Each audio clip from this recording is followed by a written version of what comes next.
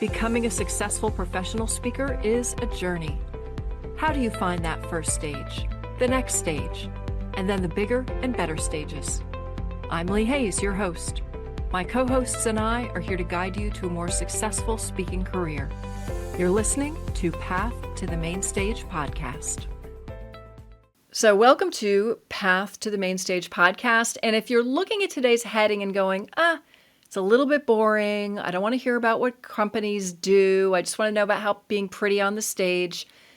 You're not thinking about getting business the right way. If you are a speaker who, again, wants to get on more stages, wants to do more virtual, more in person, you need to understand what's going on behind the curtain. And today we have a great guest who's not only charming and lovely, but is going to give you so much information about the process of how they select speakers. And I think understanding the process will help you get there. It's going to help you get above people who are not interested in learning that. So do listen up, take some notes. Here we go. Today we have Stephanie Love, who is the manager of content and content training at Thryv. Thryv is a software company, and they do both in-person events and virtual events and virtual series.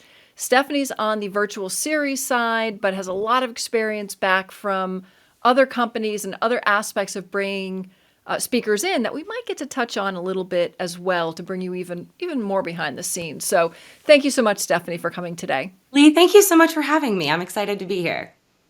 Excellent. So let's just dive right in. All right. Let's talk about Thryv. And you and I have worked together. That's how we met, is that you were working on a series, a speaking series.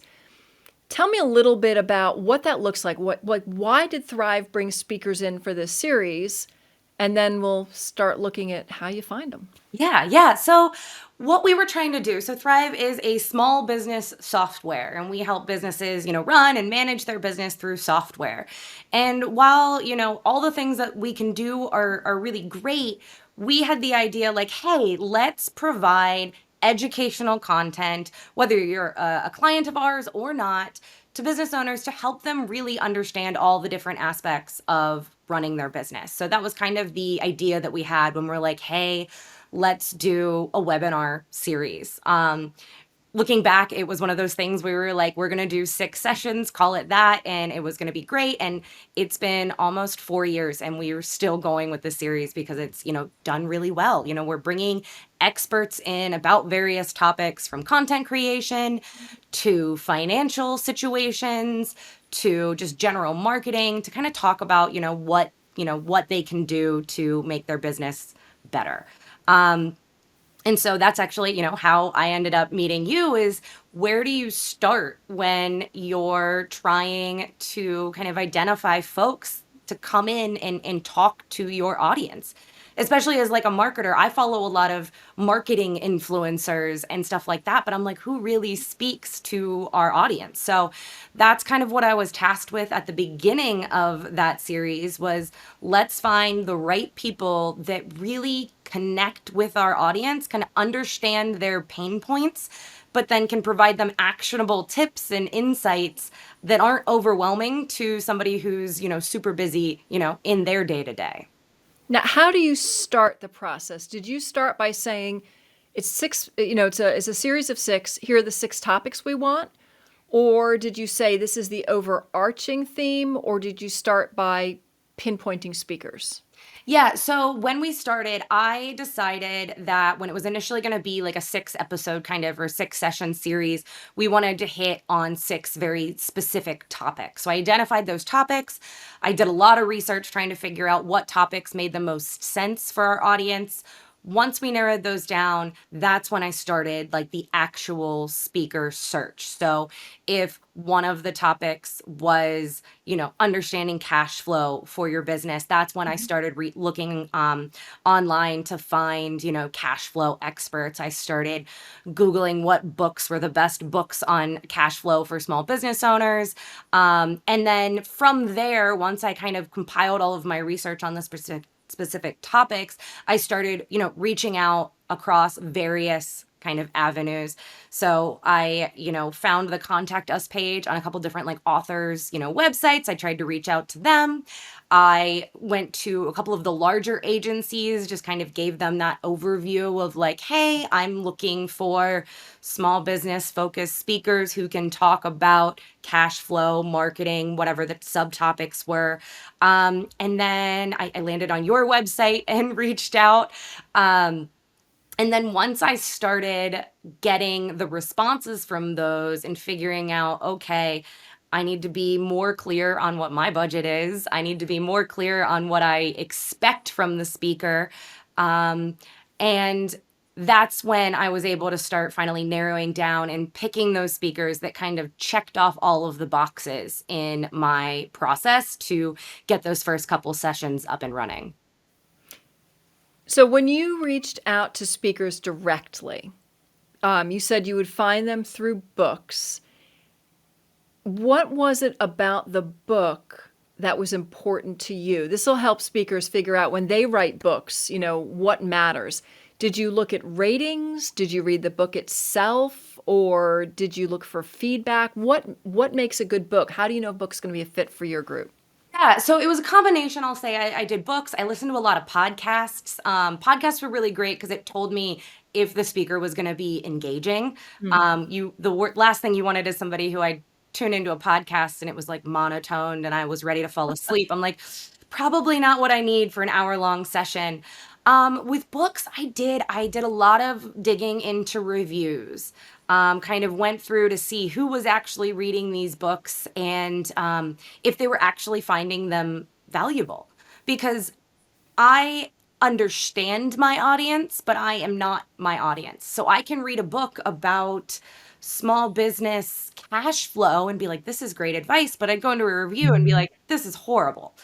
you know and I'm like, oh, okay, I didn't realize that is not best practice. And so I would read a lot of reviews, and sometimes when possible I would get the book from the library, kind of flip through it, see if it had the information we were looking for, and then I would reach out. So it's really just, it's not always about, is the, at least in my experience, it's not always about how cool of a way or how eloquently you can express an idea.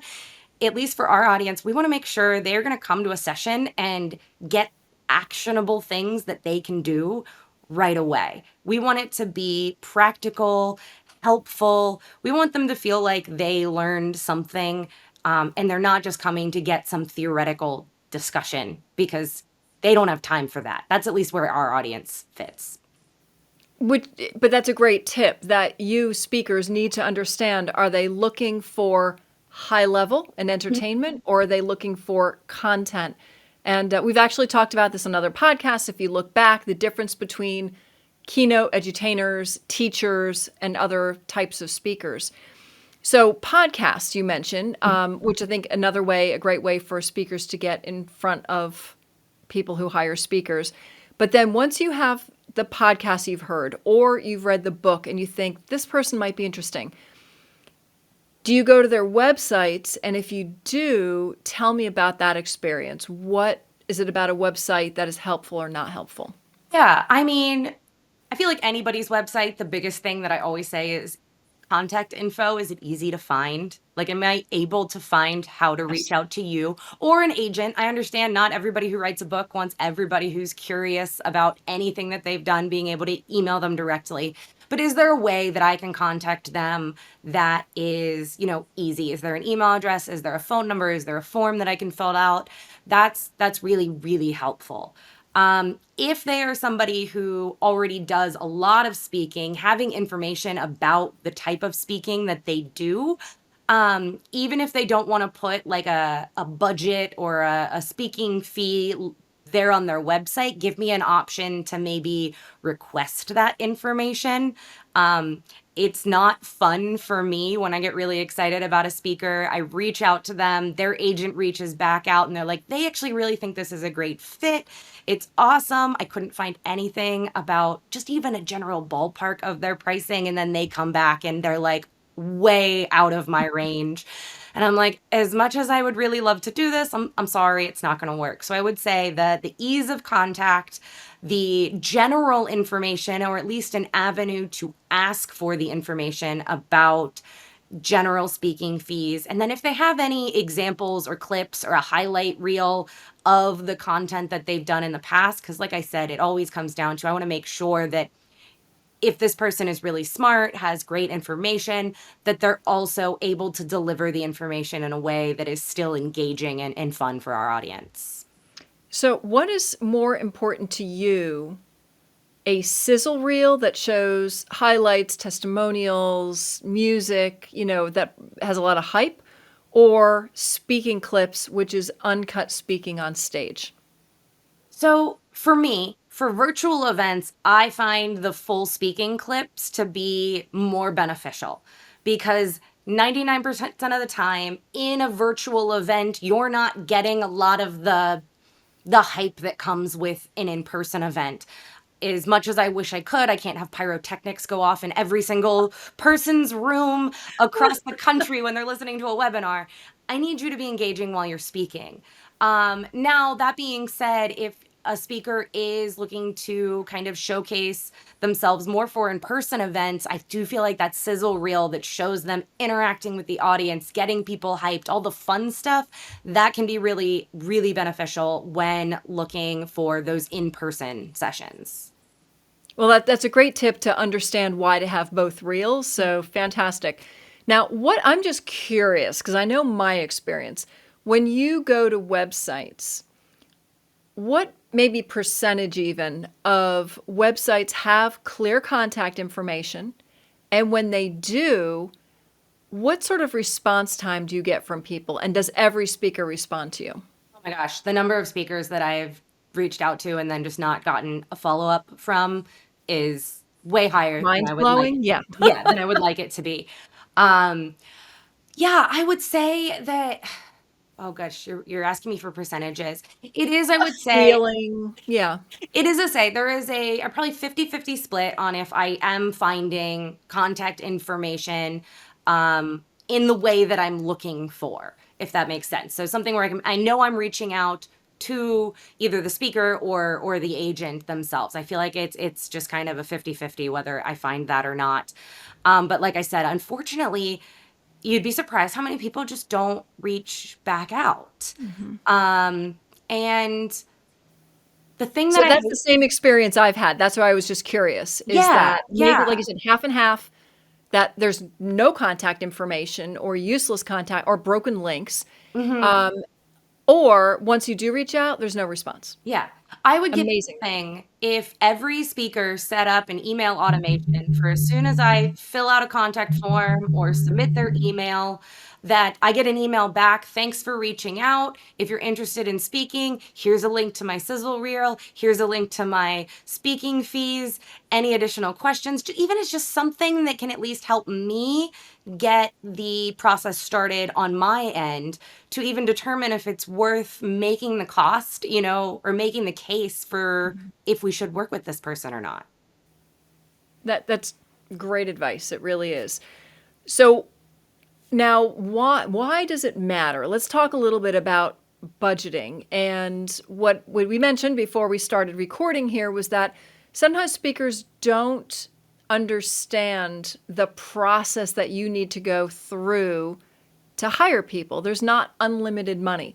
When you run or ran this first, because I know you've gone through different iterations, but when you started and you had this first series of 6 speakers, how did that work for you? Was it just there's a set price per person, or was there a budget that you now had to massage and figure out? Yeah. So when I have been putting together virtual events, I would say I've worked under 4 different budgeting strategies over the years. So the first budgeting strategy is where I am given a set budget for a total year or a year or a quarter, specific timeline. And then it's my responsibility to identify speakers for the number of events that I'm trying to host. So let's say we're working out of an entire budget for 6 sessions.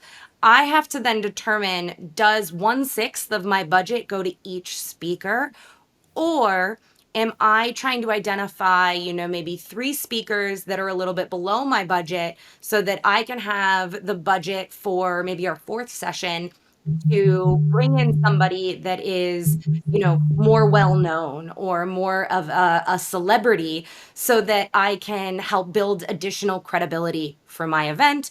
And then those next couple speakers maybe are around what that, original like monthly budget I put together are.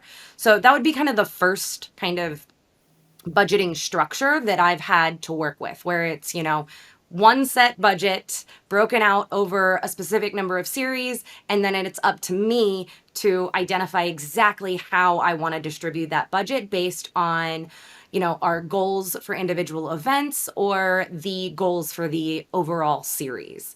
In addition to that, the other budgets that I've worked with is where I don't have a specific budget for speaking per se. It's part of a larger, marketing organization budget. And so it requires me to identify speakers, kind of figure out what the potential ROI of bringing them in is going to be, and then pitch that kind of up the chain of command to be like, hey, I would like to spend XYZ amount on this speaker. Do you approve this? Can I move forward with this? Other budgeting structures that I've worked with would be, if it's a very large event, sometimes those will have their own budgets. And then other than that, it's, more sub budgets within a larger organization. So I'm working out of somebody else's budget over here. It's not necessarily my own specific. So, but that's the big thing, is it always comes down to like, I have to be able to, whether I'm working out of a large budget or I'm working out of a individual budget, I have to be able to prove the value of using the money to bring that speaker in, and explain why it's worth giving them the money that I want to give them. So you'd mentioned ROI. What sort of return do you expect? Is it that sales increase by a certain amount and you actually have a dollar to dollar showing? Is it number of views? Like what sort of return are you looking for from these speakers? What do you want them to be able to accomplish as having a part of the speaker series? Yeah, it really depends on what the goal of the overall series is. So for example, in my case, most of the content that I work on is what we would put into like that top of funnel kind of general education category. We're not expecting somebody to necessarily come to one of our events and then immediately buy our product. That's not the sales funnel that we're working with. So for me, a lot of the key indicators of success are the number of attendees I expect to see in a particular event, what that turnout percentage is. It's, we can have hundreds of people register, but then if only 15% of the people show up, that doesn't indicate that the speaker drew enough actual interest in the particular topic. What I've always found interesting is there's sometimes some topics that I know for a fact I'm going to book a webinar on this and it's going to have low registrations, but the engagement is going to be off the charts. Those are what I call like the less sexy kind of topics. But the people who do join them have a lot of really interesting and deep questions about them. So I can sometimes say like, hey, I know that our webinars that were in similar topics didn't have those registration metrics you were looking for, but the engagement was double most of our other events. So I think it's actually really valuable because there's a subset of our audience who is really interested in this. So those are the metrics that I'm looking for. So when I'm talking to speakers, I'm looking at, what is their social following? What is their kind of celebrity, whether it's actual large celebrity or niche celebrity or influencer, however they're positioned in their market, to see, are they going to, just by being who they are, bring in people to this session? When talking about, speaking fees and stuff like that, I'm asking, are you willing to include in your contract that you are actually going to promote this event with us? Or is this something you're going to put on your social and help actually drive registrations to? Is it going to be a single line on your website, or are you not going to promote it at all? To really understand how the speaker is going to be a part of the process of bringing folks to the session, therefore into our business ecosystem. So you pre-answered my question, right? Which is, what are the value adds that a speaker can bring, which is great. But you did mention the word niche celebrity, which is something that not everybody understands. I will tell speakers that celebrity matters, and then they'll say, oh, but I'm not on TV, or I'm not a movie star. And I go, no, no, no. That is one sort of celebrity, but celebrity literally means known by people. So what does niche celebrity mean to you? How does that help? For us, I'm looking for somebody who, like I said, it all comes down to connecting with our audience. Whether it be somebody that our audience looks up to or takes advice from or can see themselves in. So, and our audience is small business owners, but specifically service-based business owners.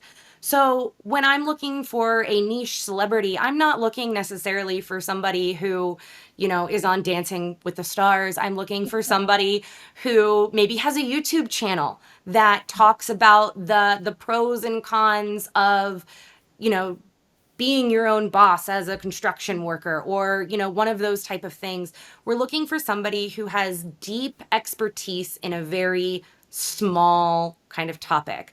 I mean, if you think about it, anybody that is overly popular on any of the social media sites, TikTok in particular, when you go to their page, you're noticing they're not posting about books and plants and dogs and business tips and running. I'm just naming all of my hobbies right now. They're not posting about all of those things. They are posting about one thing, and they are talking about that in extreme detail. And that's what I mean when I say a niche celebrity, somebody who really knows their audience, their pain points, can connect with them, and is kind of in a singular kind of ecosystem of information. Because those are the people that, that audience trusts. They don't necessarily trust the guy who talks about 15 things. They're like, well, he doesn't really know me. So yeah, that's how I would kind of put that niche celebrity into that little box. Oh, well said. So these are all good things, all value adds. What are the bad things? Are there any things about a speaker, either the way they respond, their website, even their sizzle reel, their speaking? Are there certain things that are red flags for you that you go, not a fit for this particular event? Yes. I think some of the biggest red flags, response is always everything. Everything is on a timeline. Timelines are often pretty tight. And if you're not responding quickly, it makes my job harder. And so I'm like, I'm not going to deal with you if I know that you took 3 days to respond to the first email and then a week for the next one. And I sent the contract over and you took, forever to get back. It's just, when it just feels like it goes on and on. And I'm like, sometimes I'm like, we're only doing an hour session. This shouldn't be this hard. And so, yeah, the response time and being able to have a conversation back and forth with them or their agent is absolutely critical. The other thing is when speaking. The other thing I would say is when the details of their speaking fee are not clearly communicated up front. I do my best when I have that initial conversation to talk about the things that we're looking for. I'm like, it's an hour-long session. We want you to be there live. We'd like you to tailor the presentation if possible. Ideally, you're going to help us with social promotion. We want, all of these things. And then we get into it and they say, yeah, they're like, my general speaking fee is X. And I go, okay. And then I get into kind of a longer discussion and I think we're moving forward. And the next thing I know, they're like, oh yeah, well, if you do want me to do that social media promotion, that's an extra, $2,500. Don't make me feel nickel and dimed, because I've probably already taken that initial budget and kind of sent that up the chain of the command for approval. So I don't necessarily have the option to even come back and be like, oh, we want to add this, this, and this. It's just like, put out all of your information kind of right at the beginning and don't change it up on me as it goes, because it just makes the approval process longer. It might require me to then have to pivot at the end and not work with you. I would say those are maybe the two things that kind of frustrate me the most. And the approval process, what is that like? So if you love a speaker, can you just say you're in? Or being in a corporate environment, do you need to go up the chain? And what does that look like? Yeah, I mean, every corporate company is going to be vastly different when it comes to those types of approvals. But yeah, I don't always have the ability to just be like, yeah, you're great. I want to work with you. I think this budget's fine. Let's sign on the dotted line. Normally, what I have to do is, like I said, I have to put together a little bit of a presentation explaining why that speaker fits the event that we're trying to host, why I think the ROI is going to be there. And then I take that to, my manager or a larger team. And honestly, depending on what the speaking fee or the budget is, it might stop there, or it might have to go, multiple levels of approval up, depending on how impactful that, one contract is going to be in terms of our budget. And then from there, then I have to go through and, get our contracts department involved to write up, the whole contract and go back and forth. So there's a lot of steps when it comes to bringing in kind of external speakers like that. So speakers should neither panic nor feel assured, like when a first contact like that. And this is, again, not just you, I'm sure this is very corporate, that you make that first best impression, but then you have to wait. And it's not a good thing or a bad thing. It's a thing. Yeah, You've got to go through the process. Yeah, it doesn't mean anything that I'm like, all right, well, I have to go through approval on this. I do my best to say, like, I'm meeting with my team on Tuesday. I should have an answer for you by Thursday.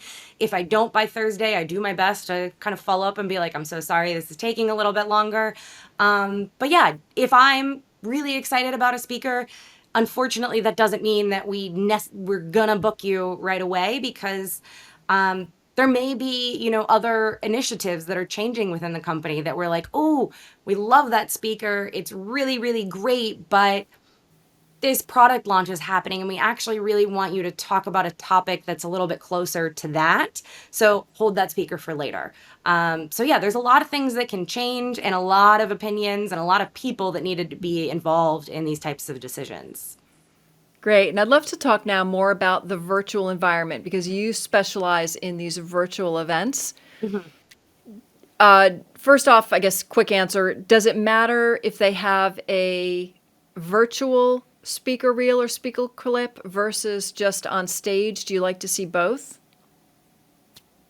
I understand that a lot of speakers prefer to showcase their on stage because it's more fun. So as long as you're providing me enough of a clip that, like I said, is not the pyrotechnics, the exciting, the you hyping up the crowd, as long as you show me enough where you're speaking to the audience and engaging with them in a way that is replicable in a virtual environment, I'm okay with that. Once again, I always appreciate if somebody does do a lot of in-person and virtual sessions to include a virtual speaking reel, because it really does help me see that, like, okay, hey, they can make something interesting and fun and engaging even when they're ahead in a screen, right? Exactly. Yeah. And what other collateral helps you? Is there anything else? Do you need a headshot, a bio? Does a topic description help you? Like, what helps you push it up the chain?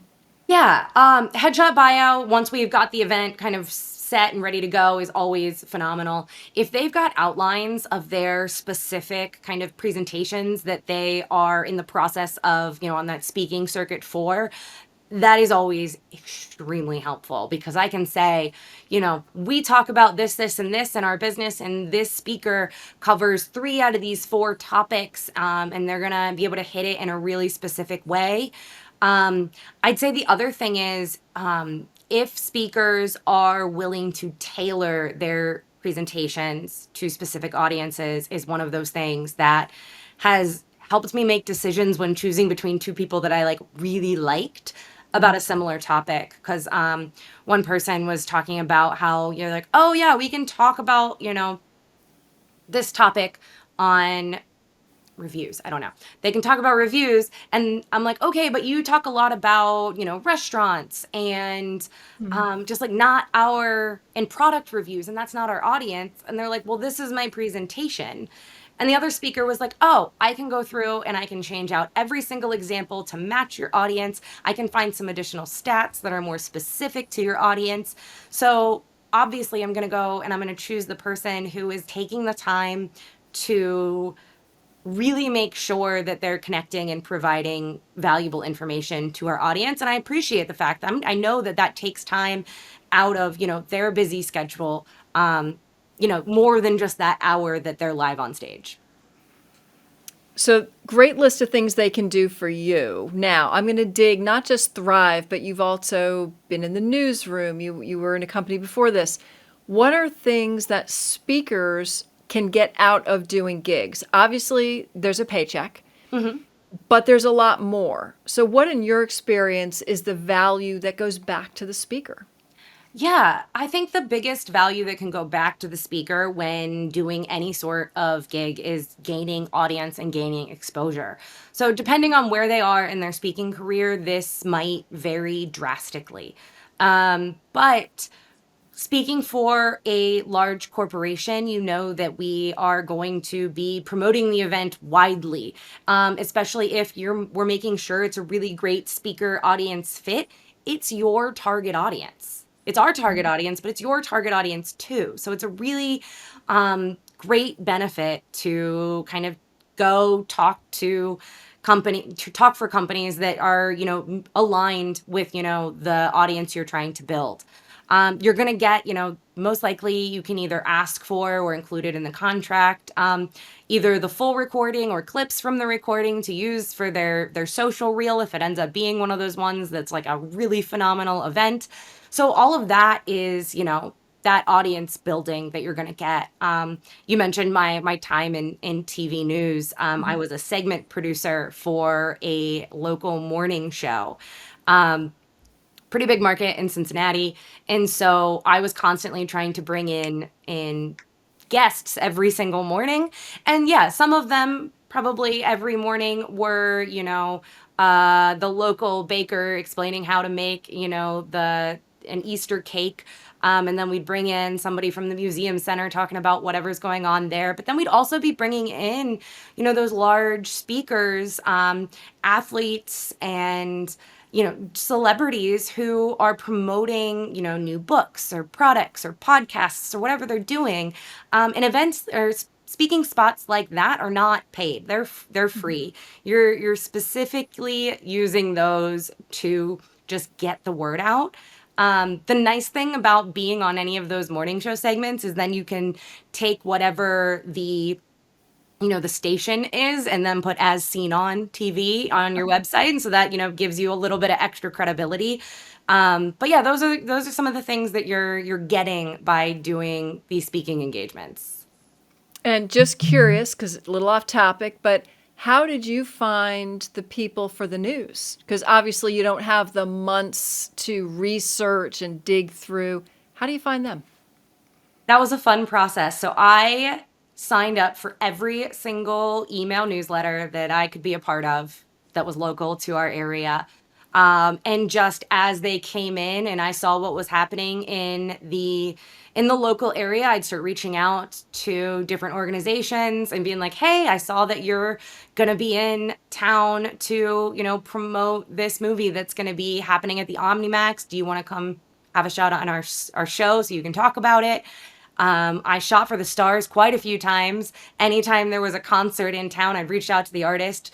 Very rarely do people at that level be like, yeah, we'll come on the morning show. I'm like, all right. But, and then after I was doing that for a while, I just started getting to the point where people were reaching out to me because I had made a bunch of connections with folks that were like, hey, I know you're always looking for somebody to come into the morning show and do cooking segments. I've got somebody who's really interested.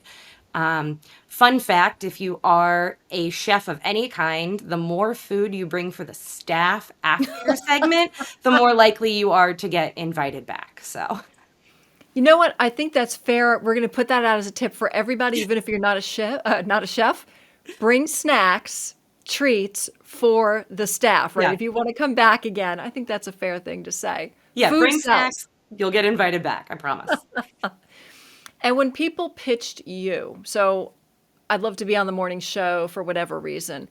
What makes a good pitch? What is something that would catch your attention? That they weren't selling something.